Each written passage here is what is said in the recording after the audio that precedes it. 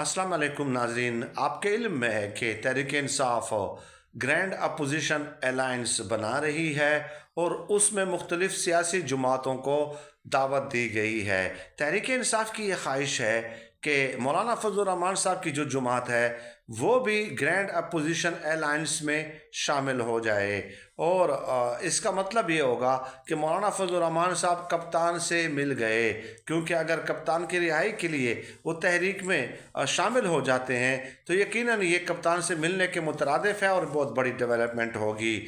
अब मौलाना फजल रहमान साहब ने दो बड़ी शर्तें रखी हैं, दो बड़ी शर्तें, और मैं वो शर्तें आपके सामने पेश कर देता हूँ। उसके बाद आपने बताना है कि क्या ये शर्तें माकूल हैं या नहीं हैं।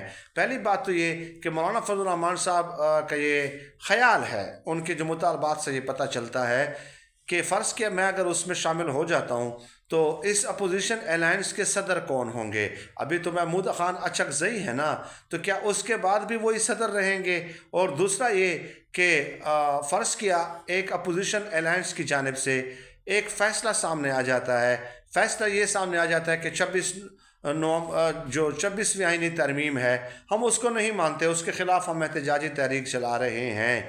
तो क्या इस अपोजिशन अलायंस में ये जो फैसला हो जाएगा तो ये हतमी होगा या कोई इसको चैलेंज भी कर सकेगा? इसके फैसला करने का स्ट्रक्चर क्या होगा, मैकेनिज़्म क्या होगा, ये मौलाना फजल रहमान साहब ने पूछा है। ये बड़ा इंपॉर्टेंट सवाल है मौलाना फजल रहमान साहब ने जो पूछा है ना, क्योंकि ऐसा नहीं है ना कि एक शख्स फैसला कर दे और बस वो फैसला हो जाए। एक मैकेनिज़्म आप हमें बताएं, ये मौलाना फजल रहमान साहब का कहना है। तो इम्पॉर्टेंट मेरे ख्याल में उन्होंने क्वेश्चन जो हैं रेज़ किए और तहरीक इंसाफ की क़यादत को उन्हें कन्विंस करना चाहिए, क्योंकि 26वीं आईनी तरमीम तो ज़ाहिर है ख़ुद मौलाना फजल रहमान साहब उनकी हिमायत करते रहे हैं, तो उसके ख़िलाफ़ फ़ैसले या कोई ब्लाइंड फ़ैसले जो होते हैं वो इस तरह मुमकिन तो नहीं होते।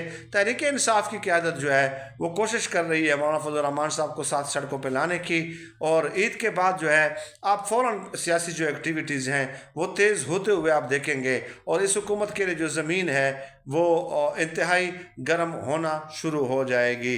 लेट अस सी क्या डेवलपमेंट होती है। बट एक चीज़ याद रखें कि तहरीक इंसाफ की जो बाहर की क़यादत है उस पर कई सवालात उठ रहे हैं, उनकी इखलास पे कई सवालात उठ रहे हैं।